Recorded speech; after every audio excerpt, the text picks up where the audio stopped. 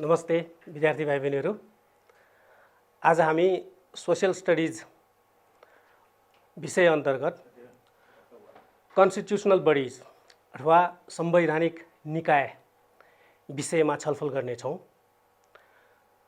के हो त संवैधानिक निकाय भनेको? संवैधानिक निकाय विषयमा जानुभन्दा अगाडि हामी सबैभन्दा पहिले यो अर्गान्स अफ द गभर्नमेन्ट अथवा सरकारका प्रमुख अङ्गहरूको बारेमा थोरै हामी छलफल गर्नेछौँ। सरकारका प्रमुख अङ्गहरू जुन हामीले पहिलाको क्लासमा छलफल गरिसकेका छौँ, व्यवस्थापिका अथवा लेजिस्लेचर, कार्यपालिका एक्जिक्युटिभ अनि न्यायपालिका जुडिसियरी, यो तीनवटा अङ्गहरू प्रमुख अङ्गहरू हुन्। These three organs are main organs of the government. तर यो तीनवटा मात्रै अङ्गहरूले देश सञ्चालन गर्ने बेलामा पूर्ण रूपमा प्रभावकारी रूपमा सञ्चालन गर्नको लागि यो पुग्दैन। त्यसैले राज्यले संविधानमा अन्य निकायहरू, आवश्यक निकायहरूलाई यो संविधानमा व्यवस्था गरेको हुन्छ। त्यसैले संविधानमा व्यवस्था गरेका महत्त्वपूर्ण निकायहरूलाई हामी संवैधानिक निकाय भनेर भन्छौँ। जसरी हामीले भर्खरै कुरा गऱ्यौँ, व्यवस्थापिका भनेर जुन भन्यौँ, प्रमुख अङ्ग मध्येको एक अङ्ग व्यवस्थापिका लेजिस्लेचर, जसको मुख्य काम के भनेर भन्दाखेरि कानुनहरू निर्माण गर्ने, देश र जनताको लागि आवश्यक, जनताको हित भलाइका जति पनि पक्षहरू छन् सबैलाई समेटेर नयाँ नयाँ नियम कानुनहरू बनाउने र व्यवस्थापिकाकै अन्तर्गतको संसदबाट त्यसलाई अनुमोदन गर्ने, पास गर्ने, त्यसपछि कानुन बन्ने जुन प्रक्रिया छ, यो व्यवस्थापिकाको काम भयो। त्यस्तै कार्यपालिकाले जति पनि कानुनहरू बनेका छन् त्यो कानुनको दायराभित्र बसेर त्यो कानुनलाई पालना गर्ने, गराउने काम गर्छ। त्यस्तै न्यायपालिकाले संविधानलाई राम्रोसँग व्याख्या गरेर यो नियम कानुनलाई पालना गर्ने, नियम कानुनलाई उल्लङ्घन भयो भने त्यस्तोलाई सम्झाउने, दण्ड सजायका व्यवस्थाहरू न्यायपालिकाले गर्ने जुन छन्, यो सबै यो प्रमुख अङ्गहरूको काम भयो। तर राज्य सञ्चालनको लागि अथवा देश सञ्चालनको लागि यो तीनवटा जुन प्रमुख अङ्गहरू छन्, त्यो तीनवटा प्रमुख अङ्गहरू काफी छैन, अपुग छ। देशमा धेरै किसिमका क्रियाकलापहरू हुन्छन्, भइरहन्छन्। अब सबैलाई कसरी समेट्ने त? नियमसम्मत रूपमा, कानुनसम्मत ढङ्गले कसरी समेट्ने भनेर भन्दाखेरि यो सबैलाई संविधानमा प्रमुख निकायहरू, महत्त्वपूर्ण निकायहरू बनाएर संविधानमा व्यवस्था गरेर यसलाई यो देश सञ्चालनको लागि आवश्यक यो निकायहरू गठन गर्ने गरेको हुन्छ, जसलाई हामी संवैधानिक निकाय भनेर भन्छौँ। र यसलाई फेरि म एकचोटि तपाईँहरूलाई फेरि रिभाइज गर्न चाहन्छु। Any state has provision the important bodies in the constitution. Those constitutional bodies which are provisioned by the state in the constitution, they are constitutional bodies. As we have already discussed about legislature, executive and judiciary, they have their own functions, they have their own process of formations, and only these three important organs are not enough to run the state, to run the nation.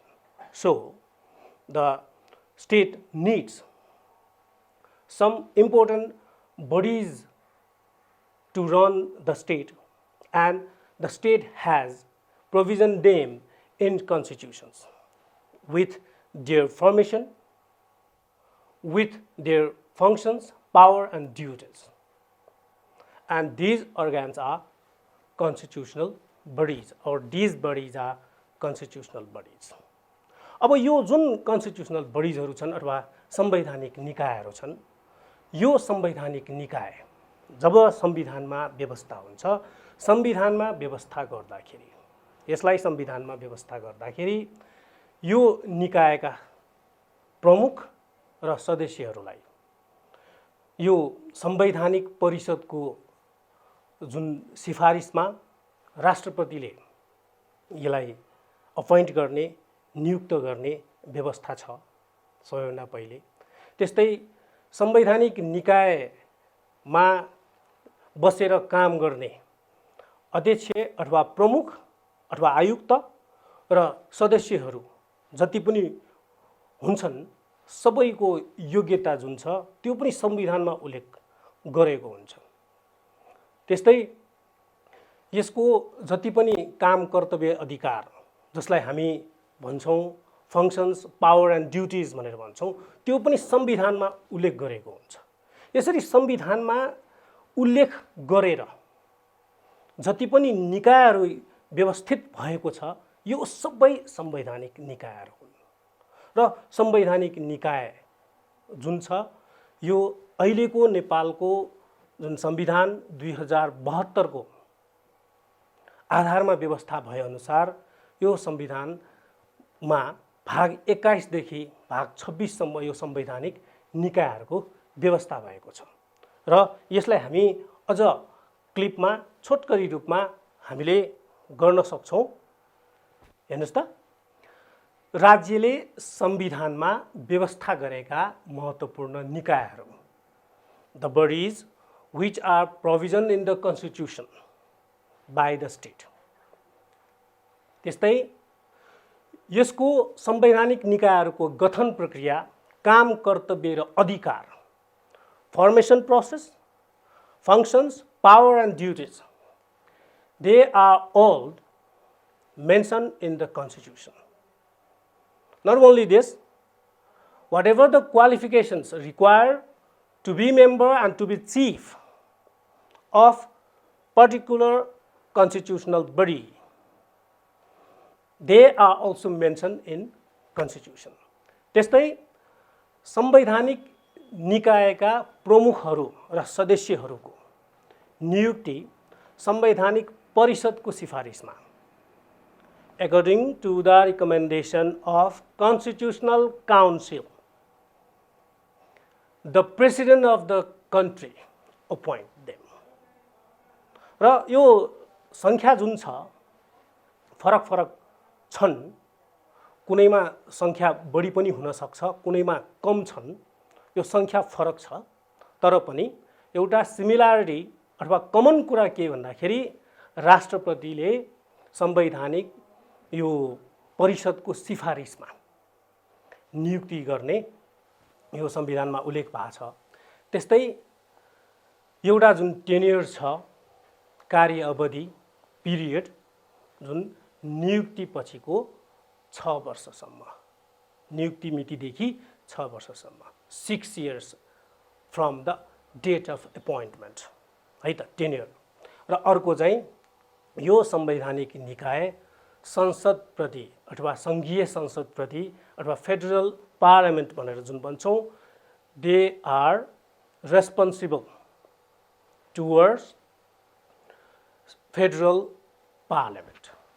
अर्को यो संवैधानिक निकायले वार्षिक रूपमा जुन आफ्नो कार्य प्रगति विवरण जुन छ बुझाउनु पर्छ, they need to submit the annual reports to the president office. यो चाहिँ संवैधानिक निकायका यो डेफिनेसन यो चाहिँ भयो। त्यस्तै अघि पनि मैले दोहोऱ्याएँ, in the constitution of 2072 from part 21 to 26, the provision of constitutional bodies is mentioned.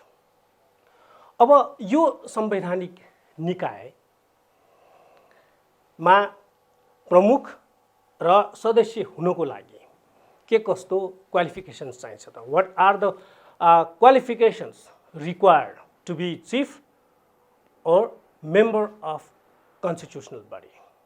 हेर्नुस् त, सबैभन्दा पहिले he or she should be Nepali citizen. Nepal अथवा हाम्रो राज्यमा महत्त्वपूर्ण जति पनि पोस्टहरुमा बस्ने हो, काम गर्ने हो, सबैभन्दा पहिले त नेपाली नागरिक हुनु पर्यो. र यो कन्स्टिट्युसनल बडीजमा चिफ हुनलाई या मेम्बर हुनको लागि 45 years क्रस हुनुपर्छ अथवा he or she should be 45 years. अर्को, नियुक्ति हुँदाको बखतमा कुनै पनि राजनीतिक दल या पार्टीको सदस्य भएको हुँदैन. He or she should not be involved in any political party as member. अर्को, उच्च नैतिक चरित्र भएको हुनुपर्छ. यो भनेको हाई मोरल हुनुपर्छ. he should or she should possess high moral character. र अर्को, जुन योग्यताहरू छन् त्यो योग्यता संविधानमा उल्लेख भए अनुसारको योग्यता हुनुपर्छ. त्यसो त सबै संवैधानिक निकायहरू जुन छन् यो निकायहरूको योग्यताहरू फरक छन्. निकायमा बसेर काम गर्ने योग्यताहरू फरक छन् र संविधानमा उल्लेख भए अनुसारको हुनुपर्छ. जति पनि यो एकाडेमिक क्वालिटिजहरू छन्, एक्सपिरियन्सहरू छन्, यो सबै as provisioned and as mentioned in the constitution. र अर्को, he or she should be physically and mentally healthy. शारीरिक रूपमा अनि मानसिक रूपमा स्वस्थ हुनुपर्छ. किन भन्दाखेरि शारीरिक रूपमा र मानसिक रूपमा यदि स्वस्थ भएन अथवा रहेन भने त काम गर्न सकिँदैन. त्यसैले he or she should be healthy physically and mentally. अब कुन अवस्थामा यो पदमुक्त हुन्छ त? संवैधानिक निकायमा बसेर काम गर्ने यो जुन मेम्बरहरू छन् अथवा प्रमुख अथवा आयुक्तहरू छन्, के कन्डिसन्स छ? What are the conditions for the vacant post? के कन्डिसन्स छन् त? हेरौँ. सबैभन्दा पहिले, if he or she has submitted resignation, resign यदि गर्यो भने, राजीनामा दियो भने भ्याकेन्ट पोस्ट हुन्छ अथवा पोस्ट जुन छ भ्याकेन्ट हुन्छ अथवा पदमुक्त हुन्छ. दोस्रो, 65 इयर्स भइसकेपछि, 65 वर्ष पुरा भइसकेपछि. किन भन्दाखेरि कुनै पनि हाम्रो देशको संविधान अनुसार हामीले 20 वर्षको सर्भिसको कुरा जुन गरेका छौँ, अब यसको नियुक्ति नै 45 इयर्स भइसकेपछि, 45 इयर्स पछि नियुक्ति हुने भएपछि त्यसको ठ्याक्कै 20 इयर्सको सर्भिस गर्दाखेरि 65 इयर्स जुन हुन्छ त्यो 65 years. So after 65 years he or she or his or her a post will remain vacant. र अर्को, हामी जुन इम्पिचमेन्ट भनेर भन्छौँ, अगाडिको सोसियल स्टडिजको क्लासमा पनि हामीले इम्पिचमेन्टको थोरै डिस्कस गरिसकेका छौँ. विद्यार्थी भाइ बहिनीहरूलाई याद गर्नुभएको होला. महाअभियोग भनेर भन्छौँ. जुन महाअभियोग फेडरल यो पार्लियामेन्टमा यदि महाअभियोग उसको विरुद्ध अथवा निजको विरुद्ध यदि त्यहाँ पास भयो, एप्रुभ भयो भने त्यो इम्पिचमेन्ट पास पछि पनि उहाँलाई पदबाट हटाइनेछ. हामीले यसरी बुझौँ. र अर्को चाहिँ अघि पनि हामीले भन्यौँ नि क्वालिफिकेसन्सको कुरा, फिजिकल हेल्थ, मेन्टल हेल्थको जुन कुरा गरेका छौँ. Physically and mentally if he has said I am not physically and mentally able to work as a member, as a chief of this body or constitutional body, if he or she has reported like that.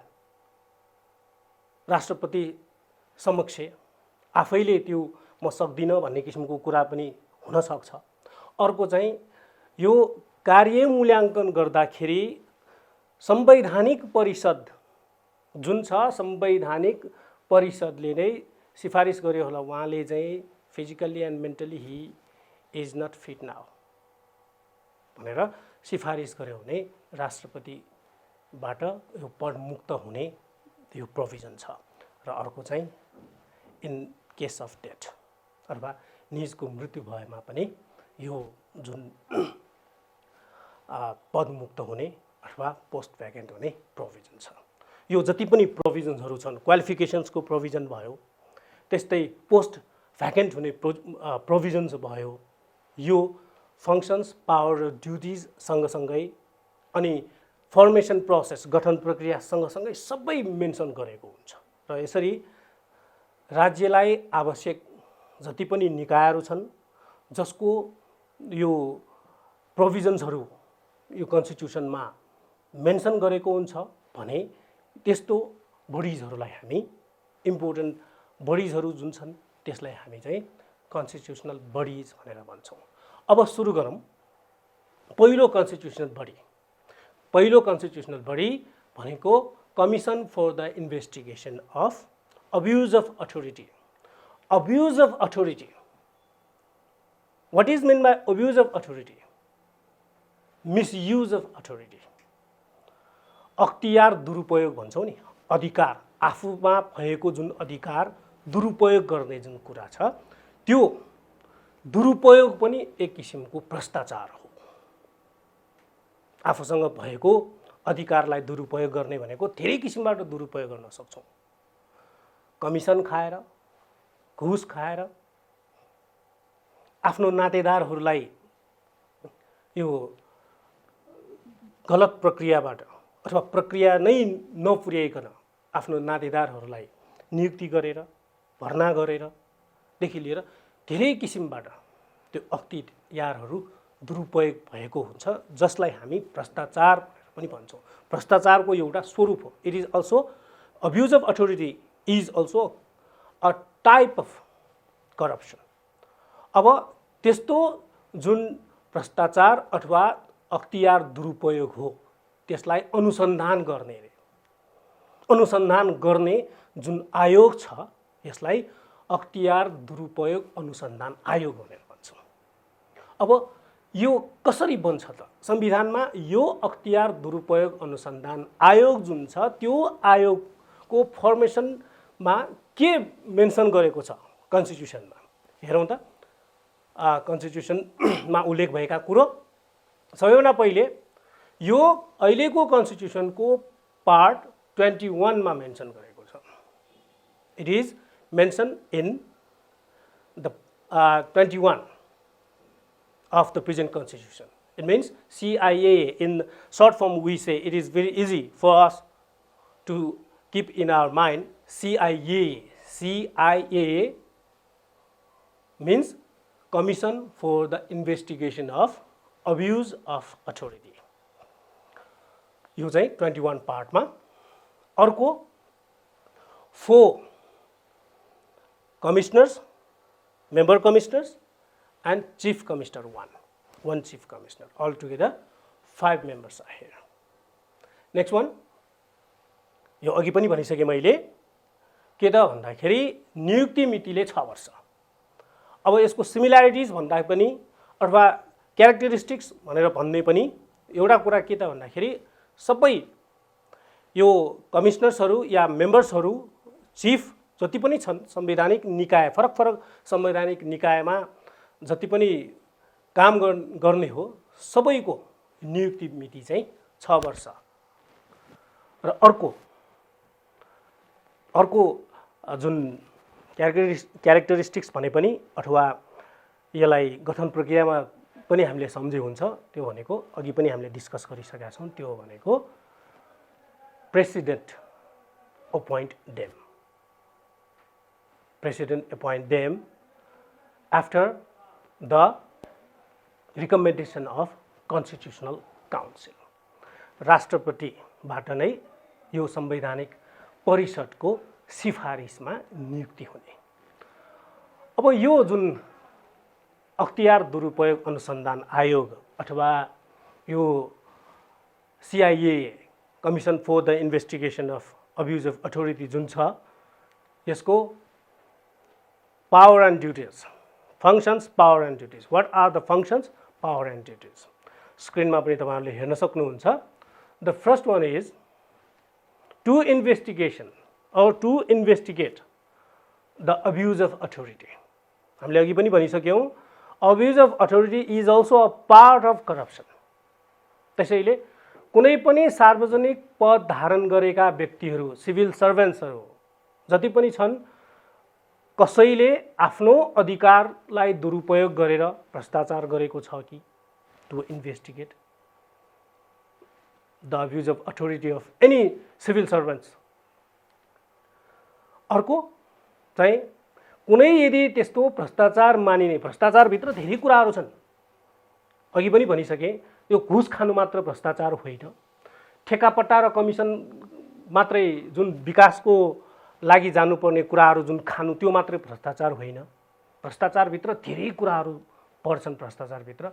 अब संविधानमा, हुन त हामीले class 9मा पनि यो करप्सनमा पढिसकेका छौँ, corruption, यो संविधानमा करप्सन के लाई करप्सन मान्ने त भनेर संविधानमा उल्लेख भएको छ।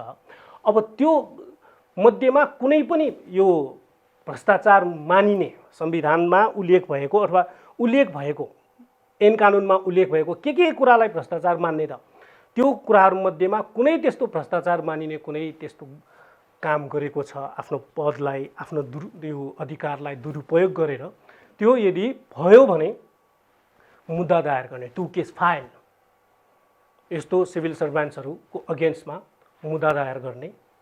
त्यस्तै त्यो टु रिकमेन्ड द पनिसमेन्ट, लेखी पठाउने भनेर जुन भनेको छ, यो संविधानमा बकायदा उल्लेख भएका कुराहरू हुन्।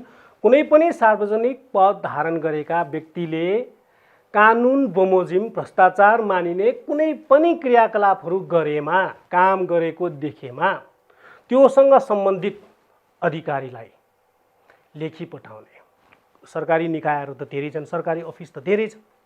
अब त्यो सरकारी अफिसमा सिधै अख्तियार दुरुपयोग अनुसन्धानकाहरूले आएर अनुसन्धान गरिसकेपछि यदि भेटियो भने तपाईँको फलानु अफिसरले यस्तो गरेको छ भनेर त्यो रिकमेन्ड गर्ने, त्यो भयो।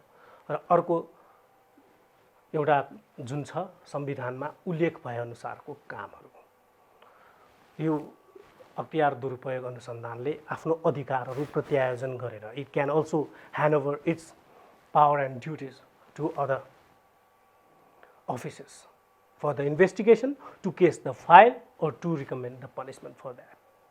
यो भयो अख्तियार दुरुपयोग अनुसन्धान आयोगको काम, कर्तव्य र अधिकार। अब अर्को हामी जान सक्छौँ, अर्को कन्स्टिट्युसनल बडी छ अडिटर जनरल अथवा हामी भन्छौँ महालेखा परीक्षक। हामीले सायद यो अकाउन्ट, तपाईँहरू मध्येमा अकाउन्ट पढ्नुभएका विद्यार्थी भाइ बहिनीहरू पनि होला, अडिट गर्ने भन्ने जुन छ महालेखा, त्यो लेखा पनि, लेखाको पनि महालेखा भनेर जुन भनेको छौँ, अडिट गर्ने जो अडिटरहरू हुनुहुन्छ उहाँहरू मध्येको सबैभन्दा माथिको भनेको संविधानमा उल्लेख भएको महालेखा परीक्षक भनेर जुन भन्छौँ, त्यो महालेखा परीक्षक कसरी गठन हुन्छ त, फर्मेसन के प्रोसेस, फर्मेसन प्रोसेस। यो अहिले फेरि I want to repeat that formation process, so many common aspects are there, so many commonalities are there about formation process.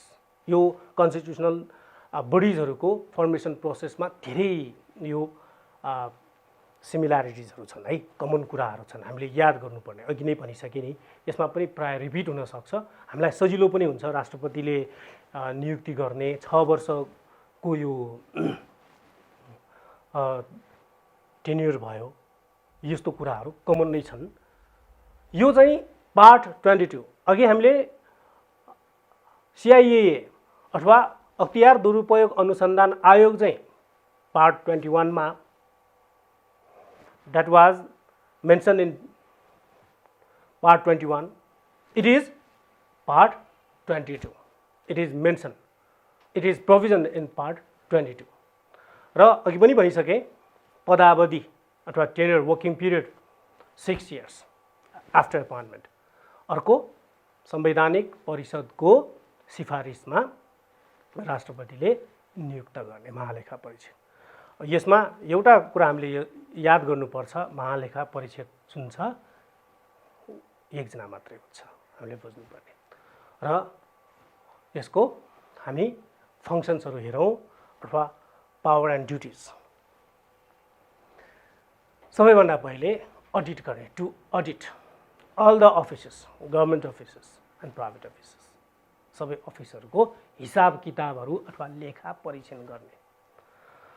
सरकारी अङ्गहरू जति पनि छन्, सरकारले बजेटलाई जब यो डिसेमिनेट गर्छ, बजेटलाई अलोकेट गर्छ, कुन चाहिँ अफिसले यो एप्रोप्रिएटली त्यो स्पेन्ड गरेको छ कि छैन, उसको एक्सपेन्डिचर कुन कति चाहिँ यो एप्रोप्रिएट छ, ड्यू छ कि छैन, अनड्यू छ कि ड्यू छ, उचित छ कि अनुचित रूपमा गरेको छ, सबैको हिसाब किताब राखेको छ कि छैन भन्ने जुन लेखा नियम अनुसारको लेखा परीक्षण गर्ने, लेखा कानुन बमोजिम लेखा परीक्षण गर्ने भने टु अडिट।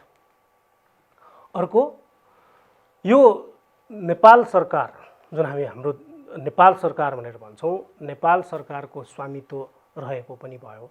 नेपाल सरकारले सेयर राखेर आफ्नो जुन अफिसहरू हुन्छ, कम्पनीहरू हुन्छन्, त्यस्तो जुन छ त्यो सेयर भनेपछि 100% पनि 100% भनेपछि त सरकारी भइहाल्यो।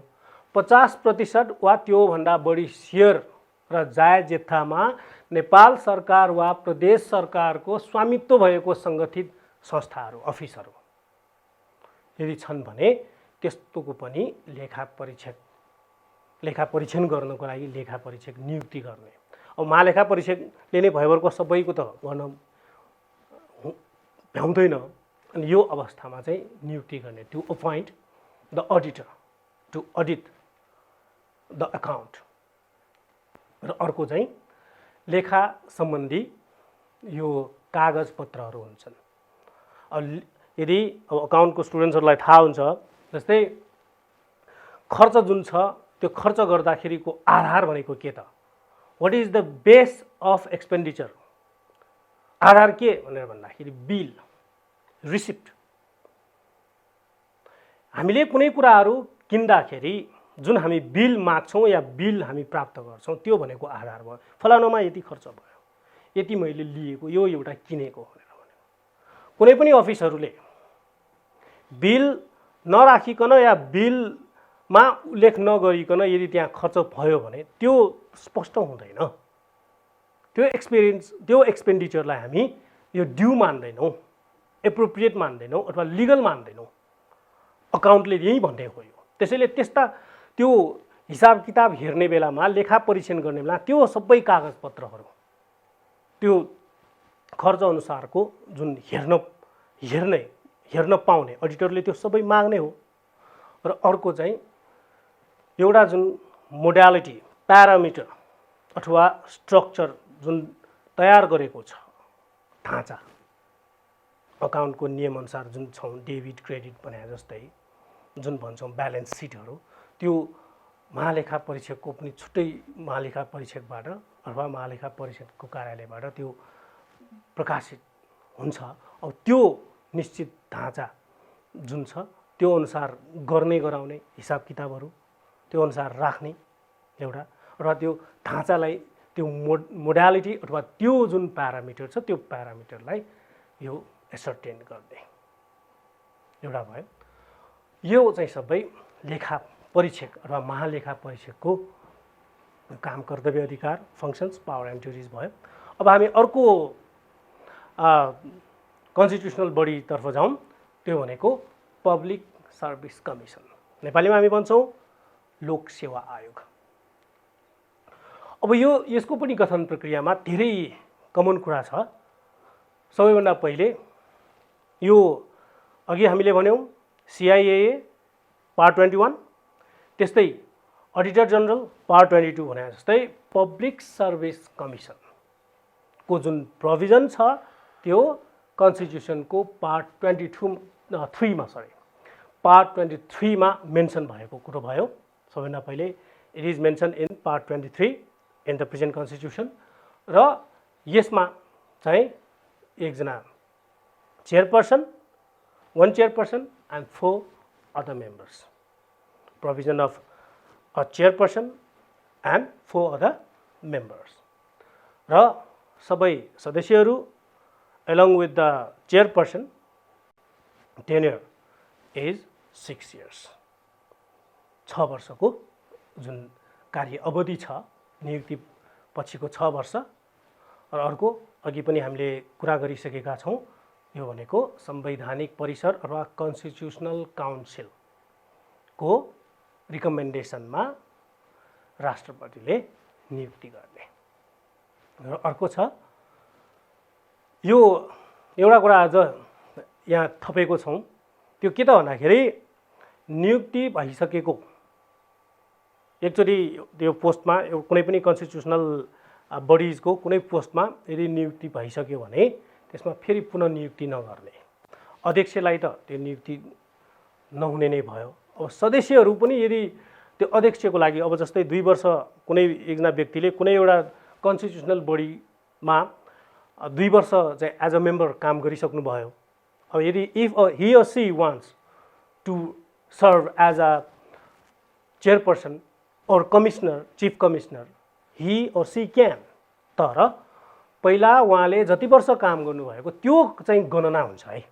यसमा हामीले बुझ्नुपर्ने यसको पनि एउटा क्यारेक्टरिस्टिक्सलाई अथवा विशेषतालाई यो पनि हामीले राख्न सक्छौँ कि कुनै पनि संवैधानिक निकायमा काम गरेको अथवा नियुक्ति भएका अध्यक्ष अथवा आयुक्त अथवा सदस्यहरू पुनः नियुक्ति उहाँहरूको चाहिँ हुँदैन।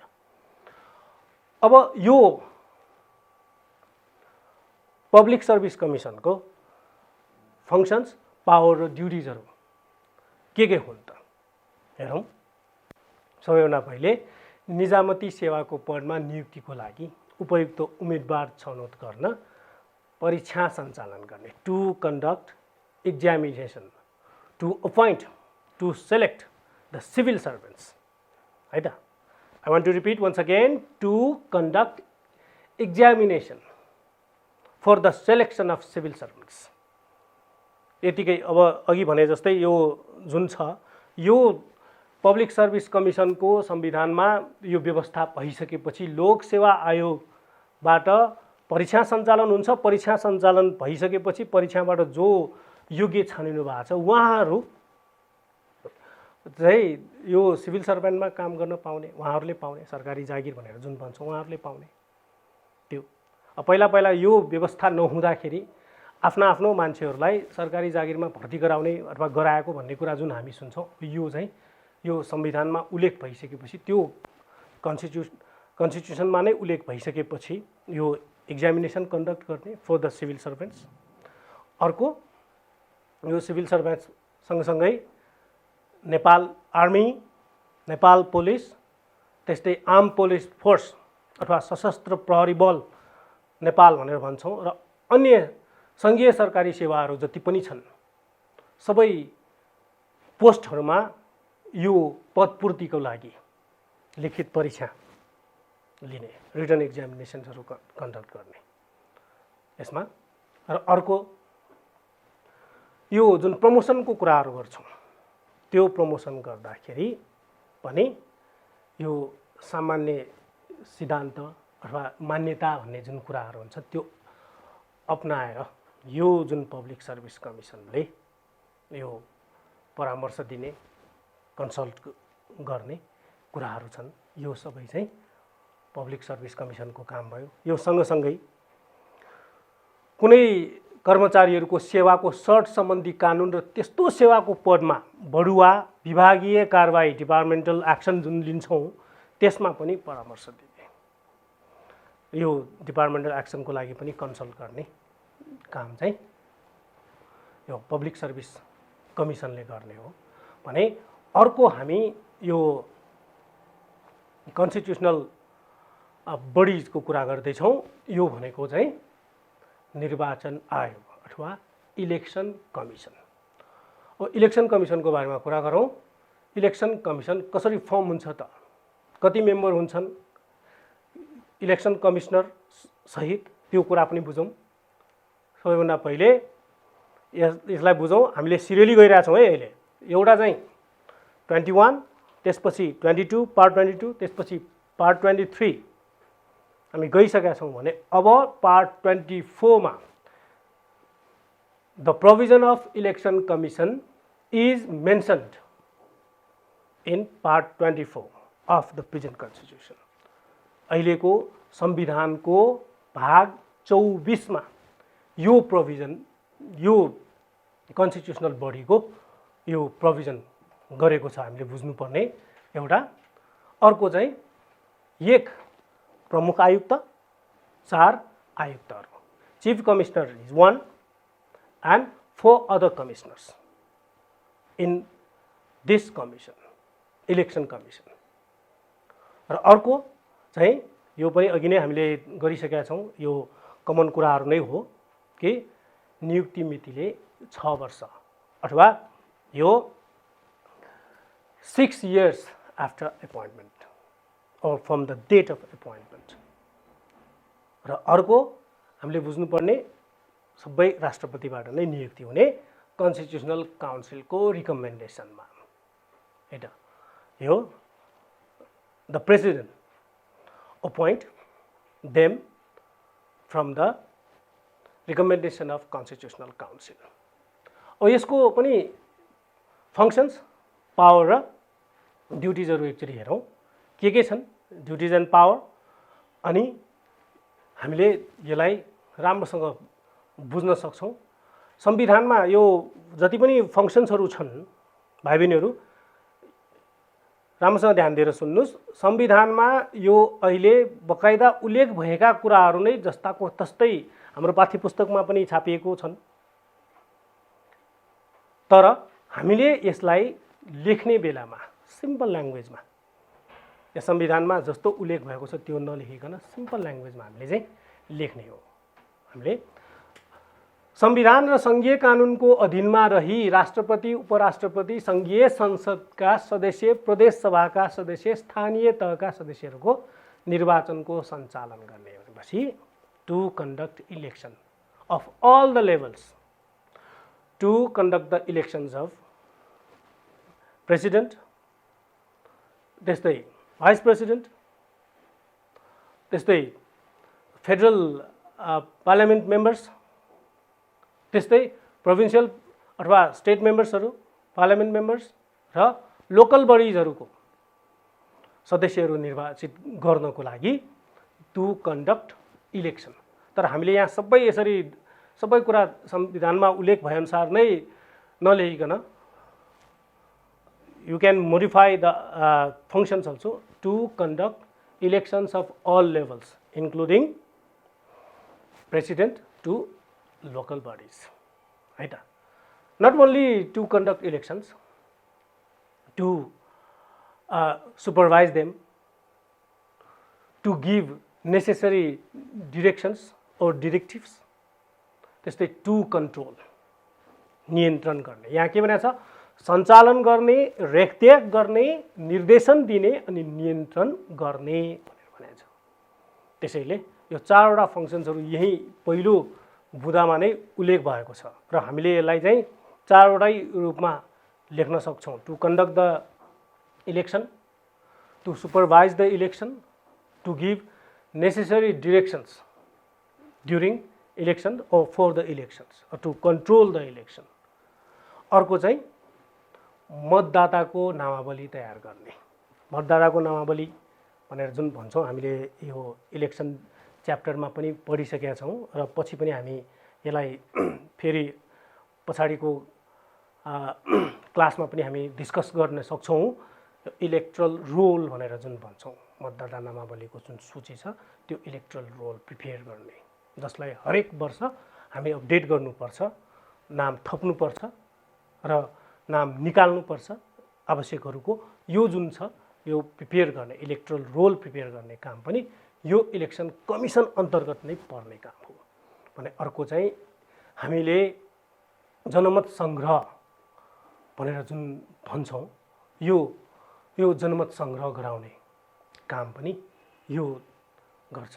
कुनै पनि नेसनल इस्युजहरूमा इम्पोर्टेन्ट कुराहरू छ भने 2वटा अप्सन्स दिएर जुन हामी पिपल्सहरूको ओपिनियनलाई कलेक्ट गर्छौँ त्यस्तो कलेक्सनलाई हामी जनमत सङ्ग्रह भनेर जुन भन्छौँ यो जनमत सङ्ग्रह गराउने काम पनि हामी यो जुन छ यो इलेक्सन कमिसनले गर्छ भने अर्को एउटा यो इन्ट्रेस्टिङ एउटा यहाँ छ।